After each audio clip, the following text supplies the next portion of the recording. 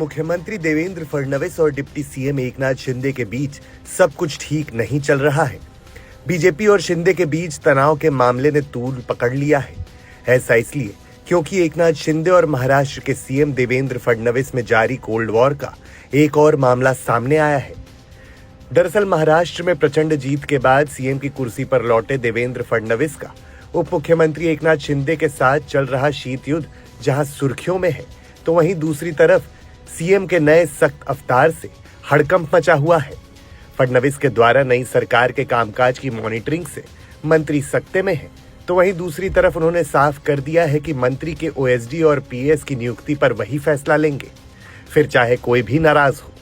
फडणवीस के कड़क अंदाज का खुलासा अजीत पवार की अगुवाई वाली राष्ट्रवादी कांग्रेस पार्टी के मंत्री माणिकराव कोकाटे ने खुद किया है।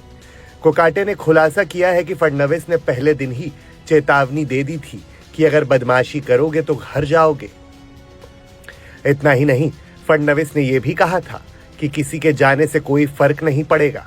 अभी मुश्किल से कुछ समय पहले ही महाविकास अघाड़ी को हराकर महायुति गठबंधन ने फिर से सरकार बनाई थी। शिवसेना, एनसीपी और बीजेपी की नई सरकार में शामिल होने के लिए एकनाथ शिंदे को बहुत मुश्किल से मनाया गया था, पर प्रदेश के पूर्व मुख्यमंत्री रह चुके एकनाथ शिंदे को डिप्टी सीएम बनना शायद रास नहीं आ रहा है। वो अनमने ढंग से सरकार के साथ है। शपथ ग्रहण समारोह से ही वो सामान्य नहीं दिख रहे।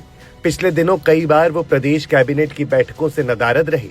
इसके बाद से ही ऐसा माना जा रहा था कि शायद प्रदेश के मुख्यमंत्री देवेंद्र फडणवीस और डिप्टी सीएम एकनाथ शिंदे के बीच सब कुछ ठीक नहीं चल रहा है, पर पिछले दिनों के घटनाक्रम ऐसे संकेत दे रहे हैं जैसे बीजेपी अब उनसे छुटकारा ही पाना चाह रही हो। कोकाटे के खुलासे से ये साफ हो गया है कि फडणवीस ने दो टूक कह दिया कि वो दलालों को मंत्रियों का ओएसडी और पर्सनल सेक्रेटरी नहीं बनने देंगे। फडणवीस ने खुलासा किया है कि उन्होंने महायुति सरकार के विभिन्न मंत्रियों के तरफ से निजी स्टाफ में नियुक्ति के लिए 125 नाम मिले थे। नियुक्ति के लिए मिले 125 नामों में से कितने हुए अप्रूव? 16 reject, 109 approve.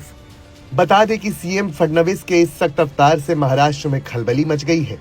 एक तरफ शिंदे जहां गृह विभाग से शुरू हुए रूठने के सिलसिले से अब तक नाराज हैं, तो वहीं अजीत पवार भी फूंक फूंक कर कदम उठा रहे हैं।